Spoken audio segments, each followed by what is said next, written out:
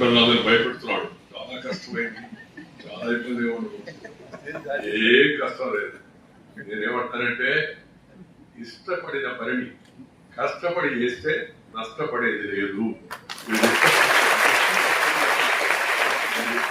ఇష్టపడి కోర్టులోకి వచ్చారు.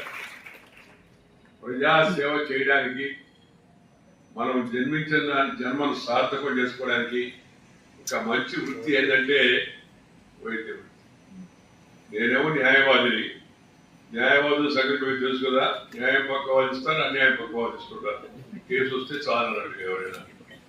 అది ఆ వృత్తి ధర్మం అని వాళ్ళు చెప్తుంటారు. నేను ప్రాక్టీస్ చేయలేదు కాబట్టి నాకు ఆ వృత్తిని గురించి పెద్దగా పట్టించుకోవాలి. ఎందుకంటే ఇందిరాగాంధీ పుణ్యాన నేను ప్రాక్టీస్ చేయకుండా రాజకీయాల్లోకి వచ్చాను. మా అమ్మ నా 13వ నెలలో మా అమ్మ చనిపోయింది. మా అమ్మ గురించి జ్ఞాపకాలు ఊళ్ళో వాళ్ళు చెప్తుంటే ఇవ్వడమే లేదు. మా అమ్మమ్మ తాతయ్య చెప్పేవాడు, తనకు ఊళ్ళో వాళ్ళు చెప్పేవాడు, వినేవాడు మా అమ్మ గురించి.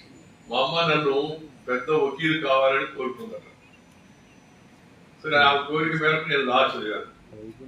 లా చదివిక ప్రాక్టీస్ చేద్దామని చెప్పి ఆలోచిస్తుంటే ఎమర్జెన్సీ పెట్టి, మెడికల్ ఎమర్జెన్సీ కాదు, పొలిటికల్ ఎమర్జెన్సీ పెట్టి జైలు పంపించారు. 17.5 నెలల పాటు జైల్లో ఉన్నా.